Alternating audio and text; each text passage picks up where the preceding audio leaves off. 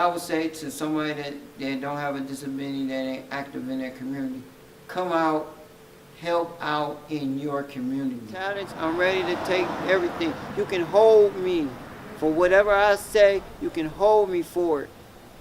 And if I don't do, you can have the recall papers sitting right there waiting on me. Because I am, one, going to stand up for my people out here in Ward 4, in any ward. Meet Dontez Taylor of Ward 4 from Cleveland, Ohio. Although legally blind, Dontez doesn't let that hinder him from running for city council in his ward. Dontez has collected over 1,500 signatures. Not only is Dontez legally blind, but he also suffers from ectodermal pigmentosis. I have xeroderma pigmentosis. That's people that are allergic to the sun. Can be around fluorescent lights, UV rays, and cigarette smoke. And it's 200 in the U.S. Worldwide is 2,000 that had this great disease. Here's how Dontez plans to overcome his lack of vision and lack of sun exposure to be involved in his community. I will fill this position by, if they have a computer that had JAWS on it and all that good stuff. I go outside during the daytime and I cover up and go out like a normal person and cover up. I cover up with sunglasses, a hat, and everything. I try to cover my skin the best to my ability, and I try to get out and do what I can do for other people in other wards too. So you're saying even with your impaired and limited vision, you're able to see what is wrong with our community and want to do something about it. So nobody has an excuse. No, nobody have an excuse to say they don't have no excuse out here to say why our wards are looking like they're looking. Because when you call a certain person, they act like they're deaf ears on the situation that's going on in our ward. I will put some entrepreneur programs into Ward 4 when I get in, and I am talking to the businesses right now so they can clean up around their business and make it better in Ward 4 for our residents that's out here right now.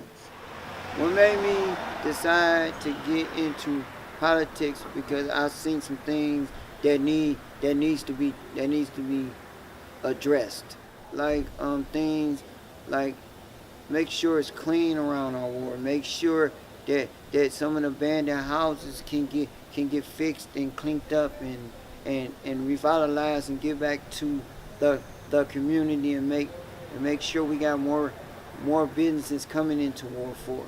I talk to the kids and I try to mentor the kids and do other things that other people don't do. The most problems I see is we don't have no schools in our ward, and we need to focus on trying to get at least one school in our ward so our kids can go to school in Ward 4. Yes. Okay. Where people have to go out to another ward to get their education. They are failing to engage our people in the process. They're not going to our people and doing community forums so the residents can know what's going on in our ward and what's coming up and what they need to do. I would train people in Ward 4 to take the positions in the Buckeye Development Corporation. And what does that mean exactly? You're saying so the community can be a part of the process? So the community can be a part of the process that's going on in Ward 4. So we can have resident-driven people in our development corporation. Well, what I would do is start a community forum. And what this community forum is, to get all the questions from our community. Our community out here, I want to know what's their concerns, what's their issues, what's everything, and I will go and compile this stuff and start working on it now. Not wait till I get in there. Start working on all the problems now. I live in Ward 4, and I've been living in Ward 4 for the last 10 years. I've been living in Ward 4, and I'm ready to take Ward 4 to the next level that it needs to be in. Whether you think Dontez is qualified for the job or not, Dontez has verbalized the specific issues within his community and is taking the proper action to address them the best way he can. Being visually impaired, Dontez is able to connect in a way with those with disabilities in a way a lot of us cannot. Those with disabilities are often forgotten about in the political realm, and someone like Dontez not only understands the needs of those with disabilities, but those without disabilities as well. Dontez is transparent and understands his weaknesses, but is still willing to hold himself accountable, but welcoming a recall if he fails to meet the needs of residents. A principle every politician should abide by, but more often than not, they don't.